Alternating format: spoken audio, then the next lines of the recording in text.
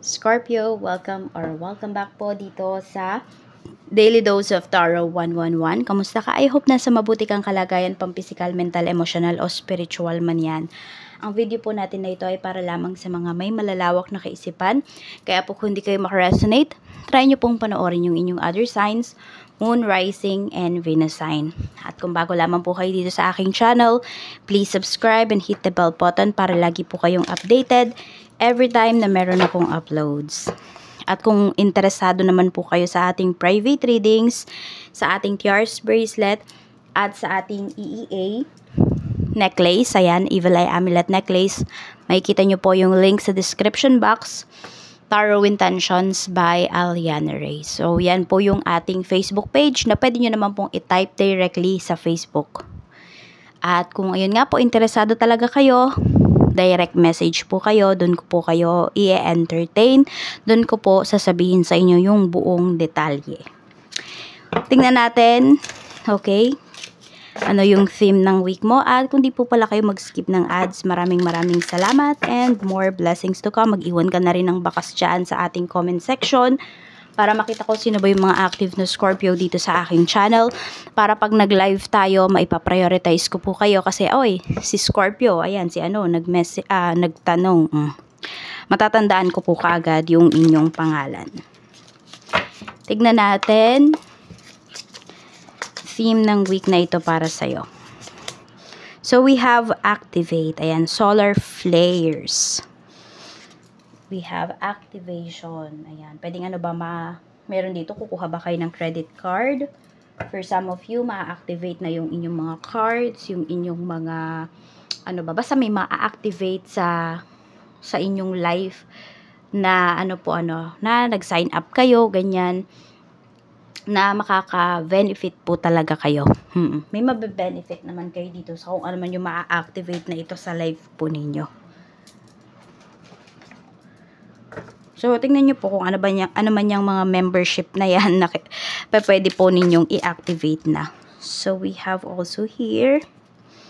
Okay, tingnan natin. Medyo may ano dito ha, mayroong gulo pagdating sa love life po ninyo, sa career ninyo. Ayan. Okay, so pwedeng more on medyo magiging aware or merong magiging aware po dito pagdating sa nangyayari, sa totoong nangyayari sa life po ninyo. Ayan, sa love life, sa career ninyo. Meron kasi kayong ina-expect dito na nakikita ko na pwedeng hindi po, parang hindi nyo ma-meet yung expectation, ganyan. Oo, pwedeng hindi siya sa inyo ibigay, merong manunulot sa inyo, Scorpio. Basta, looks like kasi may aberya. Nasa sa inyo naman po yan kung paano nyo yan i-handle. So, tingnan natin. Okay. Ayan. We have ego. Okay. Sabi, hurt ego getting in way of relationship. So, mataas ang pride. No? Nasa sa inyo naman to kung ibababa nyo yung pride ninyo. Ayan. Kasi marami sa inyo dito successful kayo in your chosen career. Tapos yung person po ninyo, maaring siya yung nagkakaroon ng problem dito sa kanyang career, sa kanyang trabaho. Baka hindi makahanap ng trabaho. Tapos yung iba po sa inyo, no, malalaman nyo pa, nag-cheat pala sa inyo. Micro-cheating for some of you. Yung person ninyo, no, nag-micro-cheating sa inyo. Pwedeng sa chat lang, ganyan. Or ini-stalk yung ex niya. Basta may malalaman ka rito. Yan. So, ma-hurt ka talaga. And you don't know if kaya mo bang ibaba yung pride mo para sa person na ito. For some of you, yes, kaya nyo namang ibaba kasi mahal nyo. Pero for some of you kasi maiisip nyo na ang dami nyo nang sinacrifice para dito sa relationship na to, hindi pa pala yun sapat. So, mapapaisip po talaga kayo rito. Tignan natin ano pa yung mensahe, malakas na positive energy. Malakas na positive energy po, spirit guide ngayong week.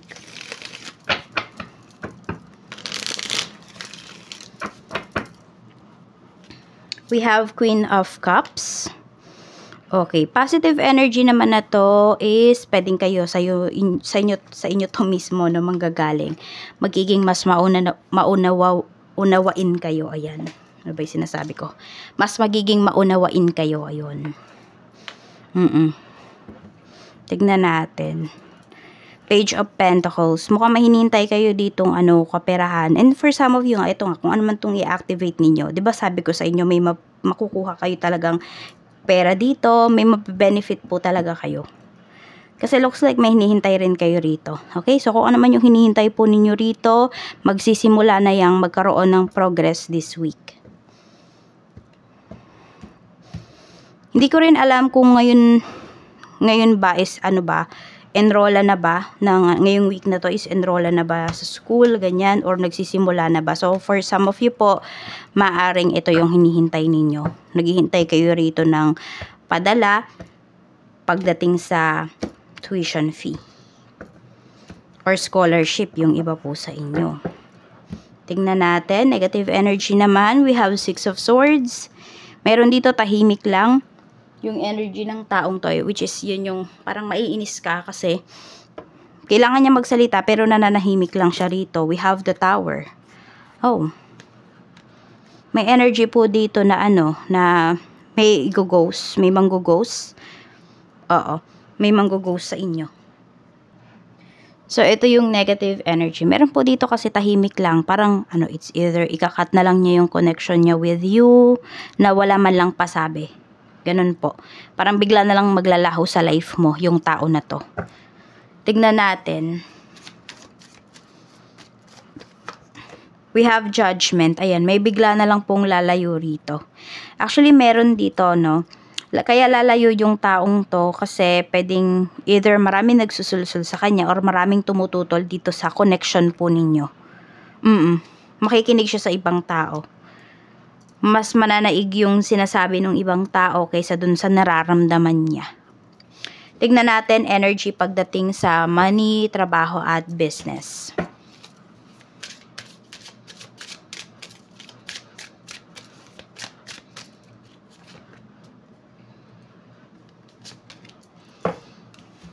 Meron tayo ditong offering. Sabi, all your needs will be met by the universe. Think about setting up a money altar to enhance your financial flow. Call on your spirit guides and angels for assistance during this time. Ayan po. Kung po, may time kayo or gusto ninyo mag-set up kayo ng money altar sa inyo pong sa bahay. Yan. Or sa office nyo nga, pwede rin sa table ninyo. Lagay lang kayo ng, wag coins yung ilagay ninyo. Mas maganda kung cash, yung papel na pera. Yun po yung i-offer ninyo. Yan. 'Di ba? Nasa sa inyo naman yan kung gagawin nyo to if you have time. Ayan, kasi mas gaganda po yung flow ng money po ninyo. Pwede rin nyo rin yang ilagay sa sala po ninyo. Sabi dito, designer, you're being called to embrace your individuality and express yourself. Marami sa inyo block yung inyong throat chakra. Yung throat chakra ninyo ngayong week. Di po ninyo kasi ma-express yung inyong sarili, yung inyong nararamdaman. Natatakot kayo. A career in fashion, art, or any artistic endeavor could be perfect for you. Ayan po. So, meron ba dito? Mahilig kayo, incline kayo sa arts. Ayan. You have an artistic side. Kahit ano man yan, magaling kayo mag-drawing. So, enhance nyo po yan. I-hone nyo yung skills ninyo. Kasi, pwedeng pagkakitaan nyo rin po yan. Think creatively about your finances. It might be time to uncover a new talent. You see? Pwedeng hindi nyo pa po kilala yung sarili ninyo, Scorpio. Marami pa kayong matutuklasan about yourself. And this week, pwedeng mangyari yun. Yan. Isang talent ninyo na pagkakakitaan po ninyo in the near future. Check natin energy ng kaperahan. Energy po ng kaperahan ni Scorpio. We have Page of Cups. So, nakikita ko naman dito, unti-unti mas gumaganda po talaga yung inyong kaperahan and mas marami kayong blessings na nare-receive dito. At nakikita ko rin dito na meron kayong pinapalago, pera ninyo. Yung pera po ninyo, pinapalago ninyo, mas gusto nyo pang makita saan ba mararating or ano ba yung mararating ng pera ninyo na hawak ngayon. So, naghahanap po kayo rito ng pagkakakitaan po talaga. We have justice. Ayan. So, may mga transactions dito na pinapakita na talaga naman pong kikita kayo. Hindi nga lang, yung iba sa inyo, hindi nga lang ganun kalaki, no? Yung inyong kikitain. Pero, makikita mo naman talaga na lumalago po yung inyong kaperahan. Parang kung i-compare mo siya sa something na, kunwari, kung saan man yan, no? Dito, napakaliit lang ng tubo ng pera mo. Pero pag dito mo ininvest, no? Dito sa ma-discover mo ngayong week, makikita mo na mas okay pala rito. May mapagkukumperan ka po. Maganda ba yung pera mo? Yes. And looks like yung iba sa inyo may check kayo na marireceive dito. Ayan. Or sabi nga, 'di ba, may maa-activate dito sa kaperahan po ninyo, sa life ninyo ngayon. Sa trabaho naman, we have Queen of Wands. Meron ako nakikita dito, nagma-manifest kayo ng trabaho. So, baka yung iba ay naghahanap pa lang kayo ng work. 10 of Wands, stress sa work. Nagma-manifest yung iba sa inyo ng bagong trabaho. Ayan, kasi parang sobrang stress na kayo rito sa work ninyo. Hindi nyo na kaya. Yan, ang dami nyong regrets. Bakit? Kasi ang dami nyong pinakawala na other opportunities para sa business na to. Ay, para sa work na ito. Pero, makita nyo ngayon, parang hindi siya nag-workout para sa inyo. Ganito, yung work nung iba po sa inyo, Scorpio, maganda lang siyang pakinggan, pero pwedeng laging butas yung bulsa mo, lagi kang nagpapaluwal, ganun. Laging short ka sa pera. Kaya po yung iba sa inyo, gusto nyo ng pagbabago rito. Yan. So, nasa sa inyo yan, no?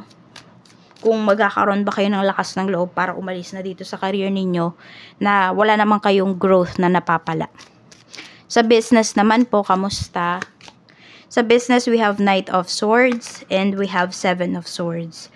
Okay, dito lang naman sa business ninyo, huwag kayong huwag kayong magmadali, no? Huwag kayong sala sa init, sala sa lamig.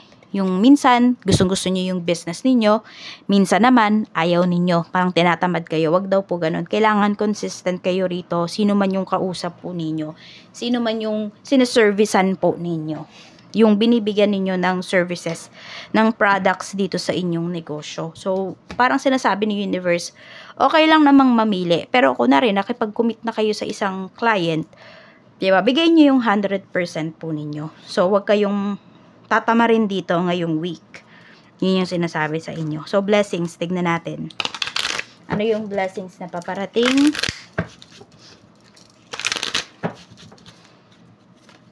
We have school. So, yun nga, di ba, may sinabi ko dito kanina na, mag-e-enroll, may tuition, something like that, may scholarship. So, may makakabalik na po dito sa pag-aaral.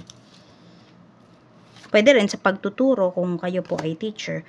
We have car. So, may bagong sasakyan. Or, kung nasira po yung sasakyan ninyo nitong nakaraan, ay, mapapagawa nyo na. Pwede rin, lisensya. Yan. Makukuha nyo na yung lisensya nyo. Marirelease na siya. So, we have mountain, we have hill. Marami po kayong ma-achieve this week. Sabi nga, maraming ma-activate dito sa life mo.